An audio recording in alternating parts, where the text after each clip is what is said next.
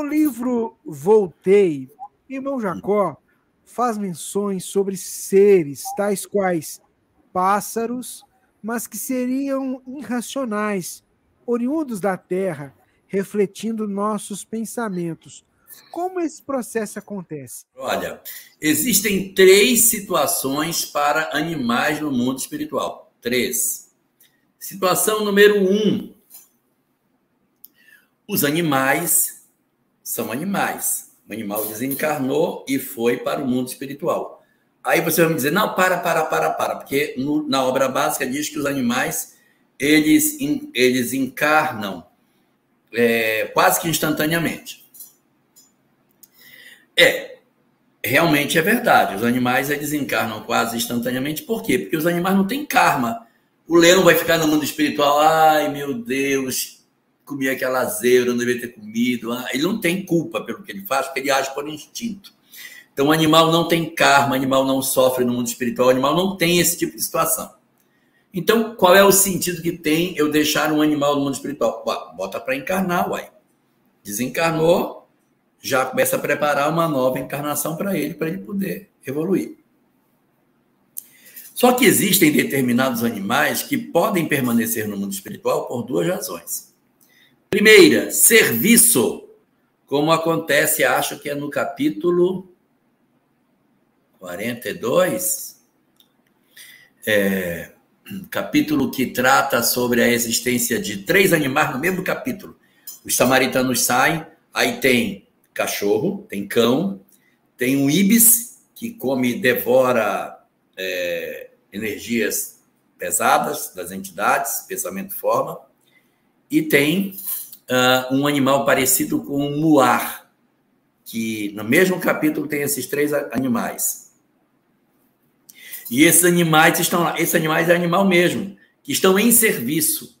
Quando o animal está em serviço, ele pode permanecer, porque ele está aprendendo, está se desenvolvendo. Ele viria para a Terra para quê? Para se desenvolver. Se lá no mundo espiritual ele puder ser usado para serviço, então bacana, vamos deixá-lo lá para que ele seja útil. Se ele pode ser útil, pode permanecer lá. Se ele não tem utilidade, devolve para cá, porque ele vai ser mais interessante do lado de cá. Então, a primeira razão é essa. Segunda razão para os animais estarem no mundo espiritual. Estão sendo preparados geneticamente para poder impulsionar a mutação dos próximos corpos. Eu pego um animal, no mundo espiritual eu manipulo determinadas características do perispírito, ou melhor, do protoforma. Animal não tem perispírito, tem protoforma. Trabalho a protoforma dele e esse protoforma alterado vai impulsionar a genética para que os animais evoluam, dando origem a novos seres, não é? Então, você tem, por exemplo, um período que só tinha dinossauro no planeta. De repente, apareceu dinossauro com pena. De onde veio isso? Então, eles manipulam os dinossauros no mundo espiritual e começam a aparecer mutações do lado de cá com características que os pais não possuíam. A mutação ela é produzida no mundo espiritual e depois se reflete no mundo carnal. Então, são as 2 situações para animal. Primeira situação, animais mesmo que podem estar para serviço ou mutação. Situação número 2, não é um animal. Não é um animal. Não é um animal. E é o quê? É uma forma pensamento. Um espírito plasmou aquele animal. Ele pensa, condensa fluidos, e os fluidos se agrupam, e ele consegue, no agrupamento dos fluidos, capítulo 33, cães, muares e ibis. Vou esquecer mais, capítulo 33. Então, na hora que esses espíritos estão concentrados e pensando nisso, gera animais. No livro Recordações da Mediunidade, Dona Ivone do Amaral Pereira conta a história de Pedrinho, que tinha um sítio no mundo espiritual. O sítio dele tinha galinha, a galinha ciscava, andava pelo terreiro e ciscava. As galinhas não eram galinhas, eram criação mentais. Ele criava com a mente dele, ainda que inconscientemente, os animais que andavam ali.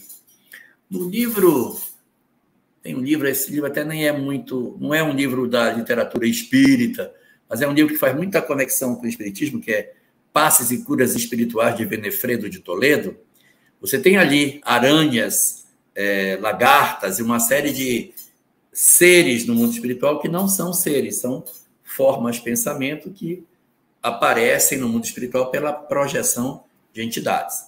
Então, vamos repetir. Primeiro, pode ser animal, para trabalho ou para mutação. Segundo, pode ser formas de pensamento. A forma, pensamento criado pela mente de um espírito que gerou aquele objeto, até se mexe, mas não é real.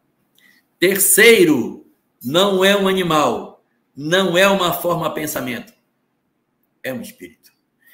Quando eu vejo um animal, ele pode ser um espírito, mas o espírito não retrograda. Sim, não retrogradou, mas o espírito pode assumir uma forma animalesca. A gente pegar o livro Libertação, se não me engano é o capítulo 5, o Gregório transforma uma mulher numa loba. Ele pega uma entidade no mundo espiritual que carrega muita culpa e a hipnotiza numa loba. Assim como tem lobos, tem vampiros, tem uma série de entidades, tem alguns que são hipnotizados como árvores no mundo espiritual, mas são seres humanos que estão ali por hipnose numa forma que não é humana. Então, como é que tem animais no mundo espiritual? É um animal mesmo em trabalho ou mutação, é uma forma pensamento, é um espírito torturado pela hipnose de uma entidade perversa. Zoantropia, isso mesmo.